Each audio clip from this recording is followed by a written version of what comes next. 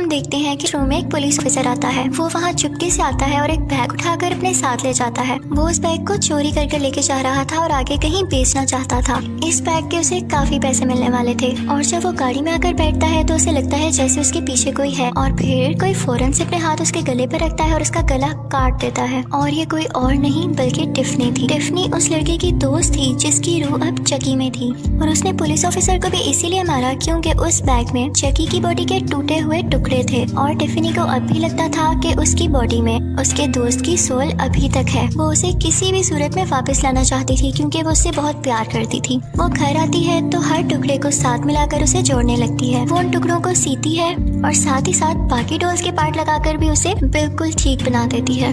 लेकिन चकी अब यहाँ पर बहुत खौफनाक लग रहा था। टिफनी तो इस बात से काफी खुश थी कि अब उसने चकी को ठीक कर दिया था। वो उसे लटाकर कुछ नोट्स पढ़ने लगती है कि शायद इसमें वो सोल वापस आ जाए और ये उठ खड़ा हो, लेकिन उसमें कोई मूवमेंट नहीं होती। और फिर कुछ टाइम बाद टिफनी का एक और दोस्त वहाँ पर आ जाता है और टिफनी जब वापस मुड़कर देखती है तो चकी अपनी जगह पर नहीं होता। उसे यहाँ पे पता चल चुका था कि चकी अब वापस आ चुका है और जिंदा हो चुका है। यहाँ पर वो अपने दूसरे दोस्त को बांध देती है ताकि वो कुछ ना कर सके और फिर सामने आता है चकी और टिफनी के दोस्त के मुंह के ऊपर पिलो रख के यानी तकिया रख के उसका सांस रोक देता है और वो वहीं पर मर जाता है। अब टिफनी चकी को जिंदा देखकर काफी खुश होती है क्योंकि चकी के अंदर उस दोस्त की रूह थी जिससे टिफनी शादी करने वाली थी। और फिर वो चकी से बातें करने लगती है और उससे एक वेडिंग रिंग दिखाकर पूछती है कि क्या तुम्हें याद है इसके बारे में, ये मुझे तुम्हारी बॉडी के पास से मिली थी। यानी जिस वक्त उसके दोस्त की डेथ हुई तो वहीं से उसे ये वेडिंग रिंग भी मिली। तो ये सुनकर उसके दोस्त की सोल जो चकी के अंदर थी अब जोर जोर से हंसने लगती है। वो कहता है कि मैं तो तुमसे कभी शादी करने ही नहीं वाला था। ये सुनकर टिफनी का दिल बहुत ज्यादा दुखता है। वो गुस्से में आ जाती है और उसे कुछ समझ नहीं आता कि अब क्या करना चाहिए। तो वो अपना गुस्सा ठंडा करने के लिए चकी को एक केज यानी पिंजरे में बंद कर देती है। फिर दूसरी तरफ हमें एक लड़का दिखाया जाता है जो कि एक लड़की जेड को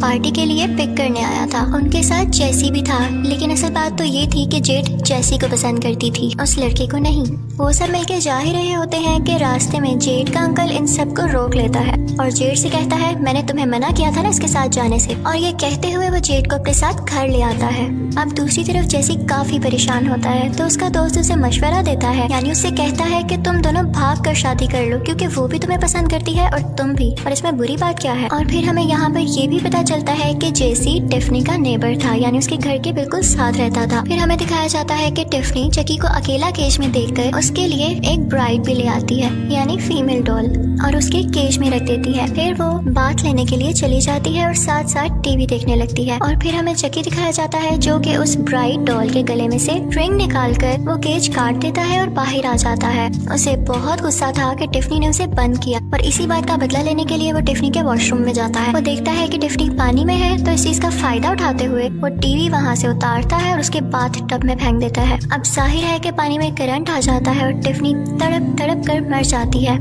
चकी को इस बात का कोई अफसोस नहीं था और वो अपने साथ उस ब्राइड डॉल को भी लाया था जिसमें पहले तो कोई सोल नहीं थी, लेकिन अब वो इसमें टिफनी की सोल डालना चाहता था। वो टिफनी की डेड बॉडी के साथ एक रिचुअल करता है और टिफनी की सोल को उस ब्राइड डॉल में डाल देता है। अब टिफनी जब ये फील करती है कि वो किसी डॉल में आ चुकी है तो उसे बहुत गुस्सा आता है और वो घबरा जाती है।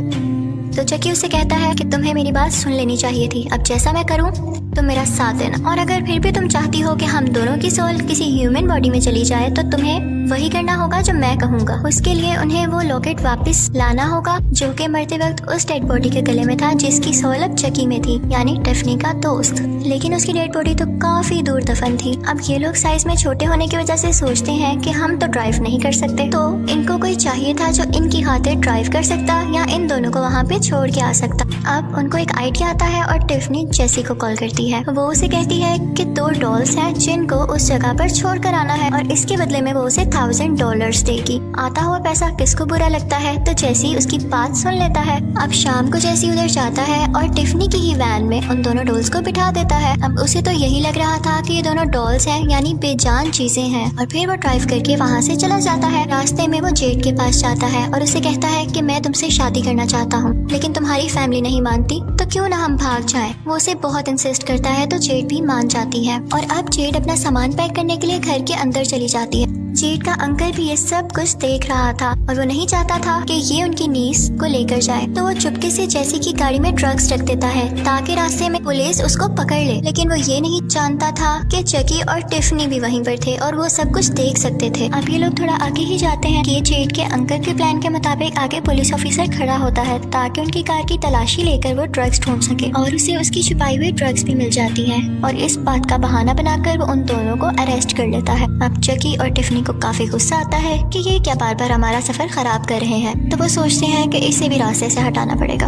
अब जेसी और जेड वहाँ से भाग जाते हैं और वो पुलिस ऑफिसर भी जेड के अंकल से कांटेक्ट करने की कोशिश कर रहा होता है और इसी दौरान चुपके से चकी उसकी कार में आग लगा देता है और उसकी कार ब्लास्ट हो जाती है और वो खुद भी मारा जाता है। फिर जेड और जेसी वो वैन लेकर वहाँ से चले जाते हैं। उनको ये सफर काफी अजीब लग रहा था और दोनों नहीं समझ पा रहे थे कि उनके साथ ये क्या हो रहा है। दोनों एक दूसरे को ब्लेम कर रहे थे कि ये तुम्हारी वजह से हुआ है। खैर फिर हमें दिखाया जाता है कि वो एक चर्च में जाते हैं और फाइनली शादी कर लेते हैं। अब वहाँ कार में टिफनी और चकी भी गाने सुन रहे थे और टिफनी को भी वो सब याद आता है कि कैसे वो उससे शादी करना चाहती थी। अब जेड और जेसी एक होटल में रुकते हैं। वहाँ पर एक कपल उनके रूम में आके जेसी का पर्स चुरा लेता है, लेकिन टिफनी ने ये सब कुछ देख लिया था। अब जब वो लोग अपने रूम में चले जाते हैं तो टिफनी वहाँ पर जाती है और उनकी छत पर लगा हुआ शीशा तोड़ देती है। उस शीशे के टुकड़े उन लोगों के ऊपर गिरते हैं जिससे उनकी फौरन से डेथ हो जाती है। यहाँ पर चकी भी था और जब वो देखता है कि टिफनी ने इतने ट्रिकी तरीके से इनको मारा तो उससे इम्प्रेस हो जाता है और यहाँ पे वो सोचता है कि इसको मेरी वाइफ होना चाहिए। इसी के साथ वो वेडिंग रिंग निकालता है और उसे पहना देता है